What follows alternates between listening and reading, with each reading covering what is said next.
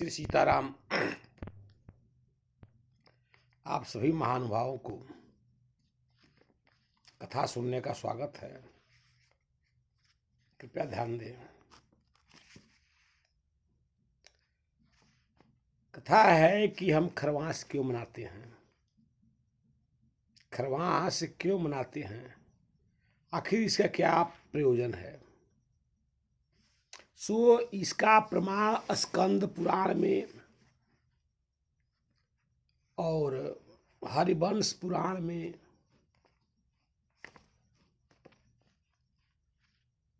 यह कथा सुनने को आपको पढ़ने को मिलेगा।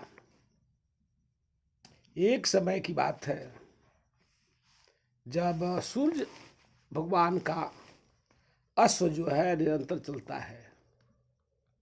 सूर्य भगवान का अश्व जो है कभी भी नहीं रुकता है, हमेशा उसका चलना कार्य है। सही भई बात भी है, अगर सूर्य अभी अलसा जाए तो क्या जग सुंदर हो पाए। भगवान सूर्य का जो है अश्व जो है कभी आलस्यता में आ जाए तो क्या यह जगत जो है कभी अच्छा बन नहीं पाएगा, दिन रात नहीं होगा। सो भगवान सूर्य का अश्व निरंतर चलता है। अब निरंतर चलने से कभी कभी मनुष्य जीव जो है थक जाता है। इसी तरह भगवान सूर्य भगवान के अश्व भी एक समय थक जाता है। जब वो थक जाता है तो अब उसको आराम चाहिए। जिस प्रकार जीव जो है परिश्रम करता है और परिश्रम करने में कभी जो है थकता है तो वह थोड़ा विश्राम करके और पुनः जो है काम करने के लायक तैयार हो जाता है। सो यही गति सूर्य भगवान के अश्व का भी था। जब सूर्य भगवान का अश्व जो है पूरे एक साल जब चला तो लगा सूर्य भगवान को कि मेरा रथ जो है अब अश्व जो है रथ के घोड़ाश्व जो है थक गए हैं, सो अब इनको विश्राम करना चाहिए। लेकिन फिर भी रथ को तो रोकना नहीं है। भले जो है अश्व जो है थक जाए लेकिन सूर्य भगवान को तो परमानेंट चलना है। सो भगवान सूर्य जो है अश्वों के जगह पर खर को जो है जोड़ लिए। यानी खर मतलब गधा और अश्व मतलब घोड़ा। यानी सूर्य भगवान के अश्व के 7 जो है अश्व हैं, 7 घोड़ा हैं। तो 7 घोड़ा जब थक जाते हैं तो सूर्य भगवान जो है 2 खर यानी गधा को, एक जोड़ी गधा को जोड़ दिए। अब जिस रथ को 7 घोड़ा जो है खींचता है उसको 2 गधा कैसे खींचेगा।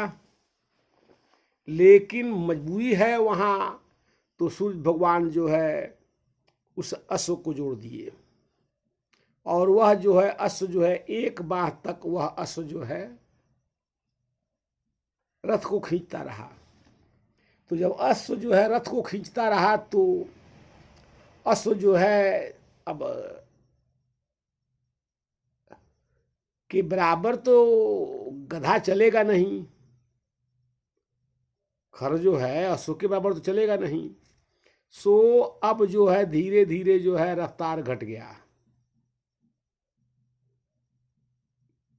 वह गधा जो है धीरे धीरे चलने लगा और जो है जिसके वजह से खरमास में सूर्य का प्रकाश धीरे धीरे आता है। प्रकाश जो है पूर्ण रूप से पृथ्वी पर नहीं आता है, देर से आता है और पूर्व ही चला जाता है। इसलिए कि भगवान सूर्य जो है किस पर बैठे हैं, तो गधे की सवारी में बैठे हैं। जब गधे की सवारी में बैठे हैं तो गधा को तो धीरे धीरे चलना न पड़ेगा, वो तो तेज चलेगा नहीं। तो अश्व कहे कि भाई अच्छा, हमको अगर आप भले हम जो है कमज़ोर हैं, लेकिन हम जब आपके रथ खींचेंगे तो उसके में मुझे क्या प्रयोजन है, आखिर मुझे क्या लाभ मिलेगा। सबके अंदर स्वार्थ होता है, स्वार्थ पाई करे सब प्रीति, असुर देव मुनि की यह रीति।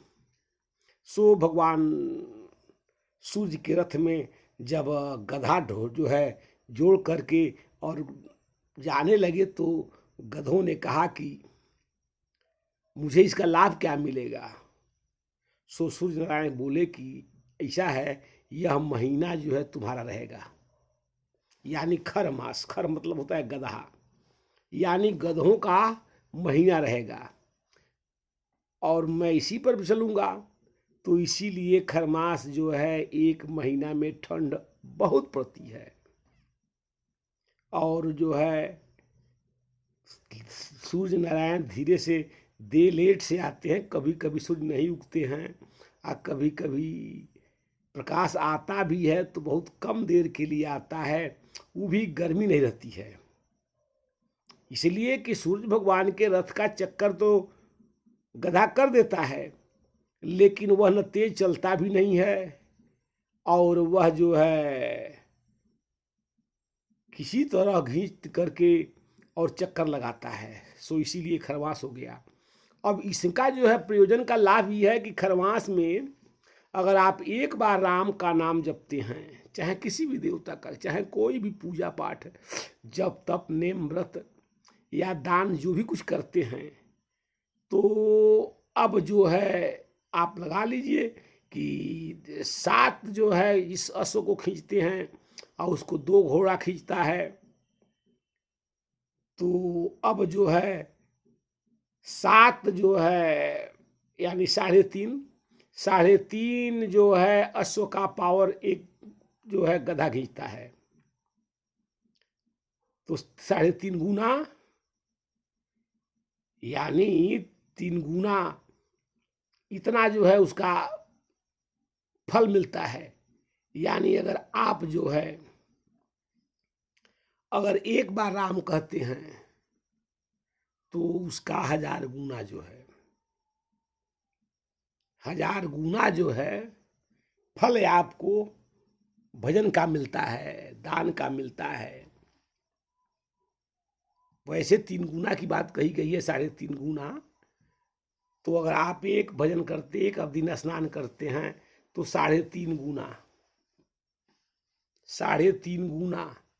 कहीं कहीं संतों का ही मत है कि 1000 गुना, तो ऐसे कहने की बात है। लेकिन अब 7 संबंध है 2 का जो है बंटवारा होगा तो इसी हिसाब से होता है। 3.5 घोड़ा यानी 3.5 गुना जो है आपका भजन का या आपका दान का प्रभाव होता है। अगर किसी को 1 रुपया देते हैं तो 3.5 रुपया का आपको लाभ मिलता है। अगर किसी को 1 सेर जो है अन्न जो है दान करते हैं तो 3.5 सेर दान का फल मिलता है। 1 दिन या स्नान करते हैं तो 3.5 दिन का स्नान का फल मिलता है। एक जो है ब्राह्मण को भोजन कराते हैं तो 3.5 ब्राह्मण का फल मिलता है आपको।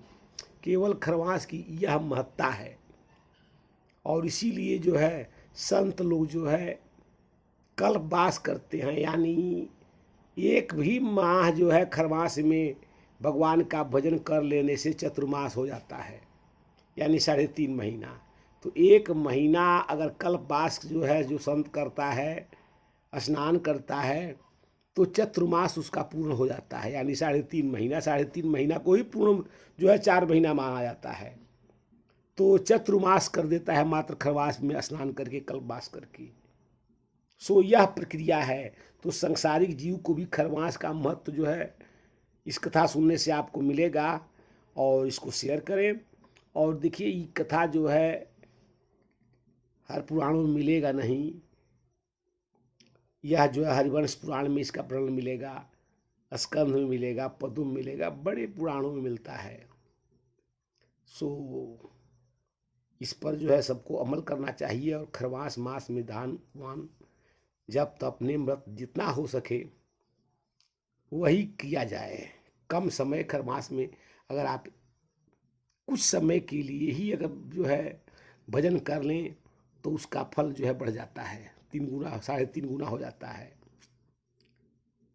तो जय श्री राम।